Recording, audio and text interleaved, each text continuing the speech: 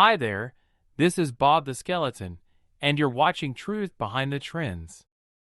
Today's episode is entirely dedicated to Marshall Cuso. Many believe that Marshall is the main character in the story told by the creators of Common Side Effects. But is the story of this character really so straightforward? Think about it. All Marshall did was cleverly win the lottery. Yet he didn't spend most of his relatively honestly earned money searching for the Blue Angel. He donated it.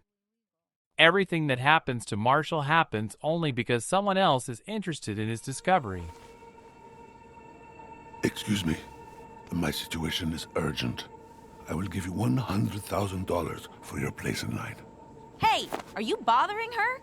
Even his fight with the pharma company looks ridiculous. A half-naked hippie environmentalist calling the corporation evil. Okay, but then why didn't this chubby guy use his $11 million to hire lawyers and start a legal case against the destruction of Peru's pristine nature? He could have at least hired Paddington Bear for the conference.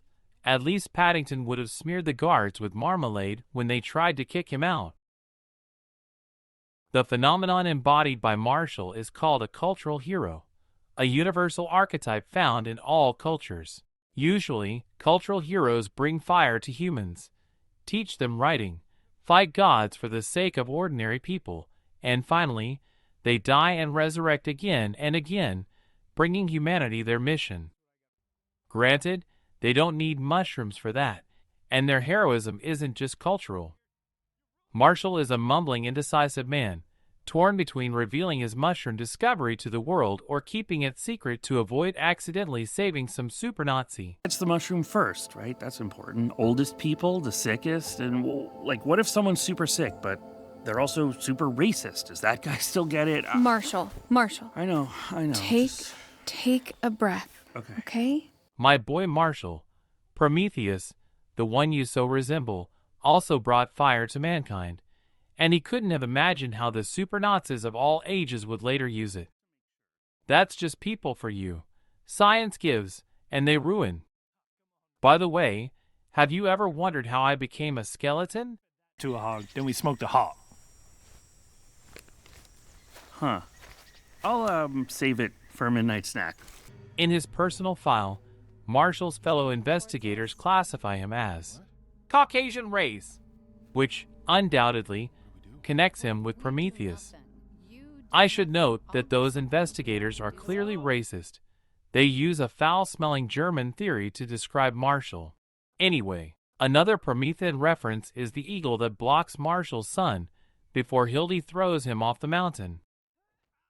Marshall's half-brother, the owner of the Neptune store, also hints at the mythic origins of these characters. But that's where the similarities with the Titan who stole fire end. And even those are hard to notice unless you're watching carefully, right, kids? Like with Hildy, Marshall's cultural heroism is a form of voluntary self-denial, blind devotion to science, where even the obvious turns into mystery and riddle.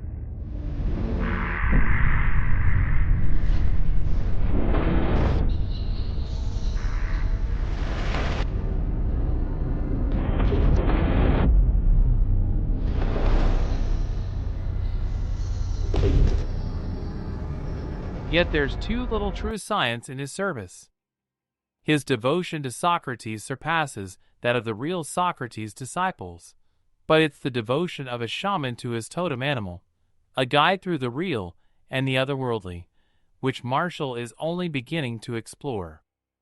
However, his cognitive apparatus and years of shamanic mushroom practices prevent him from seeing the real within the unreal. And when he finally notices that he might not be the only shaman, he doesn't go beyond simple astonishment.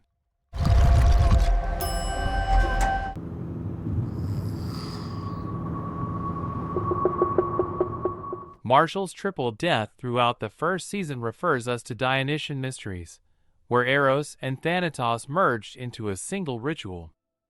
The priest's subsequent resurrection proved the existence of gods and their otherworldly realm.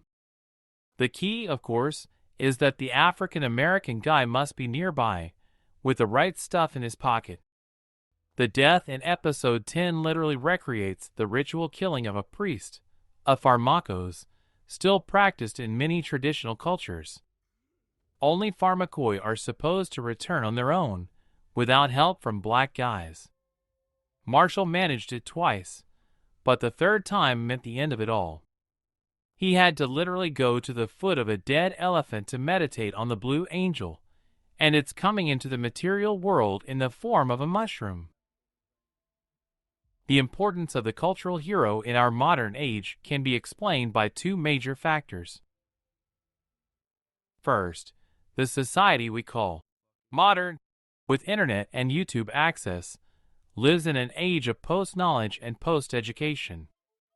The internet gave us access to all the world's knowledge, but then along came artificial intelligence. 1, 2, 3, and one of its wicked fathers, Elon Musk, declares there's nothing more to teach it. It's seen all the cats and all the 18-plus videos in just 6 months. Elon, the trampoline didn't work. We need a new breakthrough. Thus appears the cultural hero, Marshall Cuso, drifting along the waves of circumstance like bear dung down a river. The second factor is the need for hope. I will give you $100,000 for your place in line. Modern people aren't ready to solve the problems that truly matter, whether it's trash on city streets, healthcare, education, or ecology. People, by and large, chase the pretty life, not realizing the price of their comfort. The cost of a new iPhone is vastly higher than the damage caused in achieving it. Nobody wants to build shelters for the homeless or clean up their mess. Hello to everyone watching from San Francisco. Fat, somewhat gullible, and nimble like a hamster, Marshall Cuso is our common savior, or at least, we want to believe he is. Okay, friends, that's our first look at Marshall. Trust me, we'll come back to our not-quite main hero more than once. Do you agree with this take on the most successful mycologist since the first Australopithecus who figured out which mushrooms were edible? If you do, hit like and the bell icon.